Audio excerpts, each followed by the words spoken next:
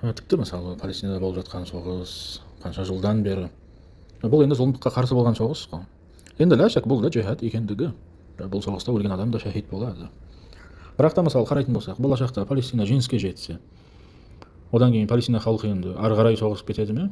Көршілес тұрған елдермен өздерінің жерінде шариатты орнатып, шариат деп олар жарияласа, уже соғыс басталады.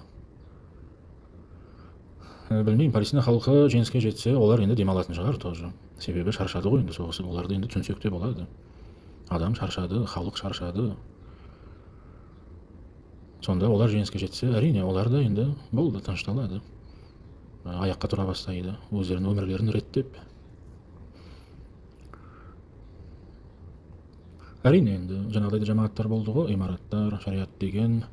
Бірақ енді олар сан жағынан аз болады, сондықтан жоқ болып кеткендіктер.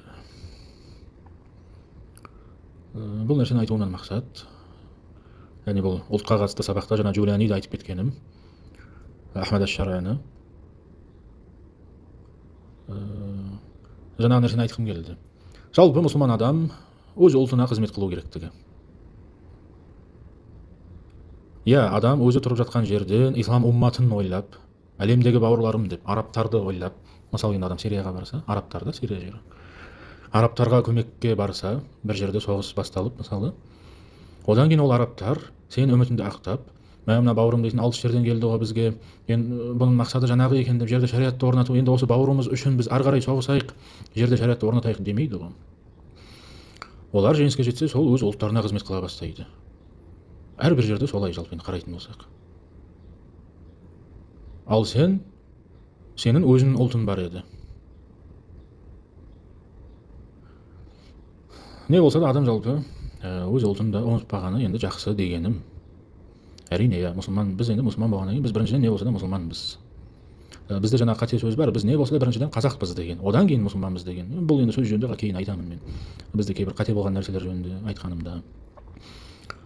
Дұрысы бізде енді мұсылмандарда бізде ең маңызды нәрсе бұл енді иман, яғни Раббымыз, ақыретке иман келтіру. Бұл дүние бізде уақытша, барлық нәрсе уақытша. Кім егер өз отанына, ұлтына, тіліне құлшылық қылып жүрген болса, ол жоқ болып кетеді. Сенің ұлтың да, жерін бәрі жоқ болып кетеді. Енді бұл дүние жалпы жоғалады ғой.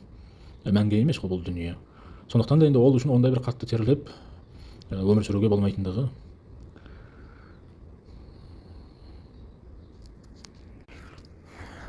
Айтқандай, біз не болса да иманды жоғары қоямыз. Діндес бауырларымызды жоғары қоямыз. Өзіміздің қандас енді ұлтымызға қарағанда.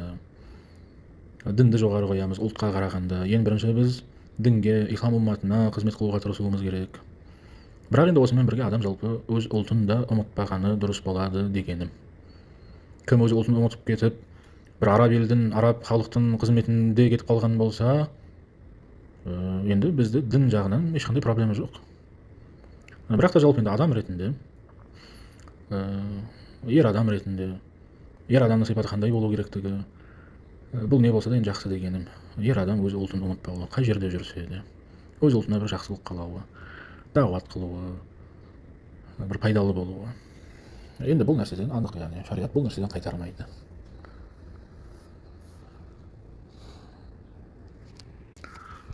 Жақсы, осы записте айта берейін, сосын бұл әңгімені осы записпен бітірейін. Келесі запистерде мен иншалла кейбір өлеңдерді оқимын қазақ тілінде, өзіме бір қатты ұнаған, мағынасы мықты болған.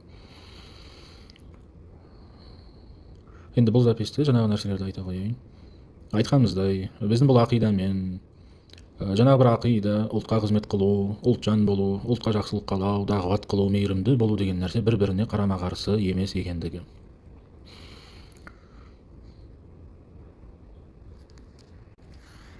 Мысалы енді мен сияқты адам, қаншама енді бауырлар мені осы ақиданы баяндап жатқан адам деп таниды ғой. Осы бір такфири ақида, такфири дегенде енді жамандап айтқаным емес. Такфири деген сөз жалпы енді кішкене жаман естіледі да. Жалпы енді такфир мәселелерін баяндайтын адам деп, соғыс мәселесі, соғысу. Одан кейін енді менен бұндай бір әңгіме жаңа ұлтқа қатысты бір түрлі болып естілуі мүмкін екендігі біреулердің құлағына. Бірақ та енді бұл онда бір таңғалатын нәрсе емес. Немесе біреу ойлауы мүмкін, Юсупқа не болды екен деп, тыныштық па деп. тыныш, бәрі нормально. Жалпы енді адам үлкейген сайын кішкене ойы да бір өзгереді ғой. Біз енді ондай бір жас бала емеспіз, 18 жасар, 20 жасар. Жас бала, оның ойы енді далада болады ғой. Ананың ойы балада, баланың ойы далада дегендей. Жас бала ол ұлтым демейді да. Ол керісінше елінен кеткісі келіп тұрады, мысалы, оқуға кеткісі келеді, басқа жерге кеткісі келеді. Бірақ енді адам кішкене жасы үлкеюімен кішкене енді адам серьезный бола бастайды ғой. Мысалы шын айтсам, қазір мен үшін мысалы адам дейтін 40 жасқа келіп, 40 жаста адам, мысалы енді қазақ жөнінде айтып жатырмыз. Қазақ адам 40 жасқа келіп, 40 жасқа дейін адам қазақ тілін үйренбеген болса, яғни бір мәңгүрт адам болған болса, өзінің тарихын білмейтін, ұлтының тарихын білмейтін, қайдан келгенін, өз ұлтының тілін білмейтін болса, бұл адам енді маған шын айтсам бір түрлі болып көрінеді. Бір түрлі бір жас бала сияқты. Адам 40 жаста енді серьезный болу керек та. Жақсы бір біліммен қартаю керек адам. Енді 40 жас қарт деген емес қой. Керісінше 40 жас дейтін ол тіпті бізде дінде адам уже 40 жасқа дейін жинаған біліммен бөлісетін уақыт қой 40 жас деген. 40 жасқа дейін адам жас. 40 жастан бастап адам енді кішкене бір інілеріне, жастарға жол көрсететін адам болу керек қой. Бір нәрсені бір үйрете алатын, білім бере алатын. Соңғы кезде осылай бір кішкене мен бір ойым өзгергені, алдын баған ондай қатты көңіл бөлмейтін едім. Қазір енді шын айтсам маған бұл бір түрлі болып көрінеді. Адам біріншіден өз тілін білмеуі. Енді шариғат просто бұдан қайтармайды ғой, чтоб біз айтатындай, енді шариғат та солай ғой деп. Осыны бір өзір қылатындай. Шариғат бұдан қайтармайды ғой. Бұл чисто адамның өзіне қайтатын нәрсе ғой. Кім мысалы қазақ тілін білмесе, шариғат бұдан қайтармайды да. Адам шариғат яғни адам мәңгүрт болсын демейді. Адам қай ұлттан болса, ол өз ұлтының тілін білмеу керек, өз ұлтының тарихын білмеу керек демейді шариғат. Керісінше бізде бұл нәсеп мәселесі, жаңағы ата баба кімнің ата бабасы кім екендігі мысалы білу, жалпы жақсы болған білім. Мысалы арабтар өздерінің сол нәсілдер жаңағы ата бабаларын жақсы біледі ғой. Исламнан алдыңғы адамдарды тіпті, олар енді мұсылман болмаған болса да. Яғни бұл дейтін дінге ондай қатысы жоқ та, ақидаға. Жалпы солай. Шын айтсам, маған бір түрлі болып көрінеді. Адам мысалы 40 жасқа жетіп, егер де ол қазақ болса, өз тілін білмеуі, өз ұлтының тарихын білмеуі, енді ондай бір подробно болмаса да, бір нормальный бір дәрежеде білуі, өз ұлты жөнінде жақсы бір білім болуы.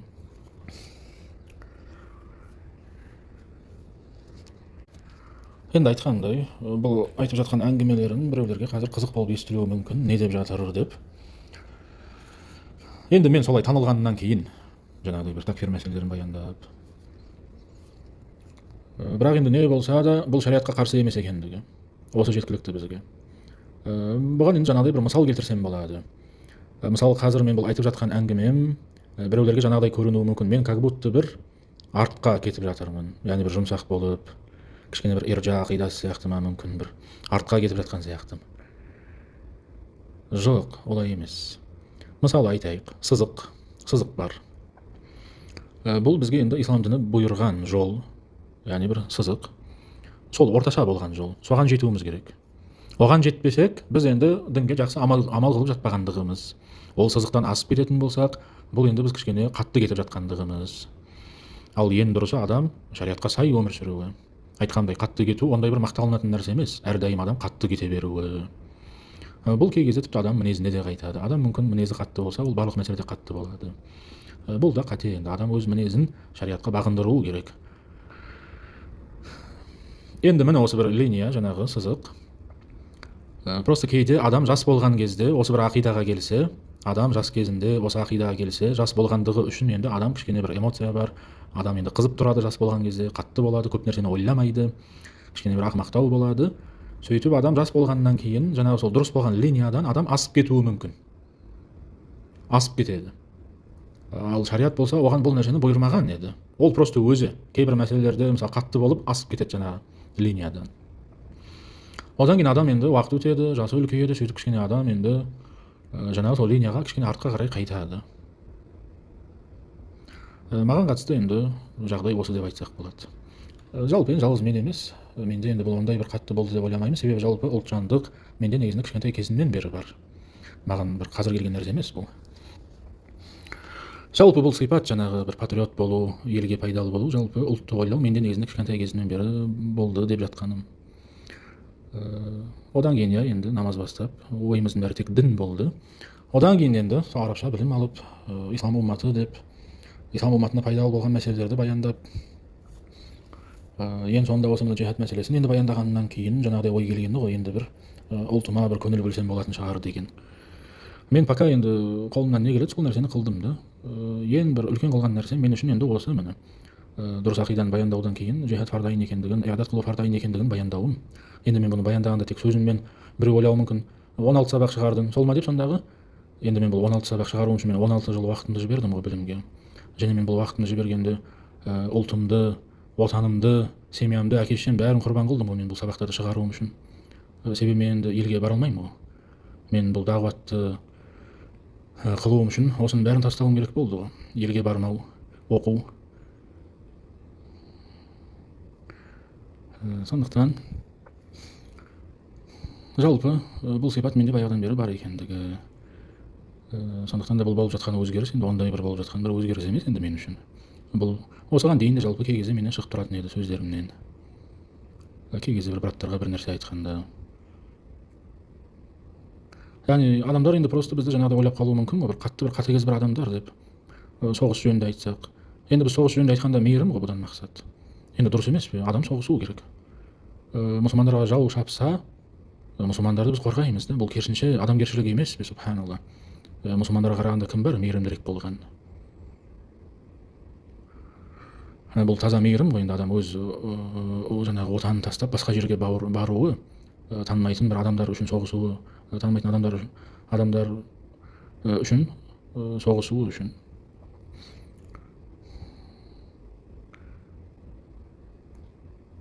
Одан кейін жаңа екінші соғыстың түрі енді шариғат үшін соғысуымыз керек дейтін. Енді бұның өзінде субханалла әлемге бір мейірім бар ғой. Енді имансыздар бұны әрине түсінбейді ғой. Аллахқа иман келтірмегеннен кейін, Құранға иман келтірмегеннен кейін. Ал біз енді анық сенеміз ғой. Құранда келген аяттарға бұл әлемде баракат болуы, әлемде адамдар бір бақытты өмір сүрулері үшін субханалла жерде шариғат болу керектігі олсыз болмайды. Сонда біз енді адамдарға жақсылық қалап жатырмыз ғой. Қаншама бір жолдар бар, адамдар соны ұсынып көреді. Бақытты болуымыз үшін осылай өмір сүріп көрейік деп. Біз енді айтып жатырмыз ғой, бақытты болуымыз үшін шариғатпен өмір сүріп көрейік деп. Сол кезде бақытты боламыз деп бәріміз дүниеде де ақыретте де. Бірақ та әрине енді бұған ешкім көңіл бөлмейтіндігі бұл құр сөзге. Сондықтан енді амалмен мұсылмандар қылу керек болады. Жаңа имансыздар өздерінің демократиясын, заңдарын күшпен адамдарды қырып жойып, ұлттарды қырып жойып орнатып жатқандай, біз де онда солай қыламыз. Бірақ бұл соғыстан мақсат енді қырып жою болмайды, әрине. Барымызша мұсылмандар қан төкпеуге тырысады. Кім егер нағыз бұл жолға енді тұрып қалса, кетпей, қырсығып соғысамын деп, енді ондай адаммен біз де соғысамыз.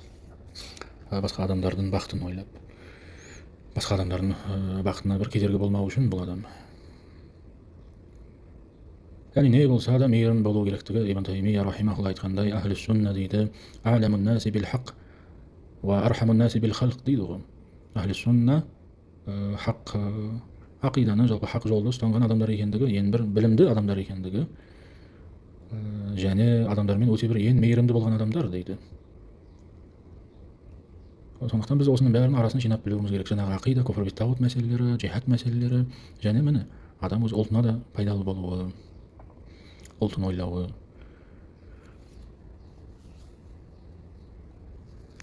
Аллаху а'лам.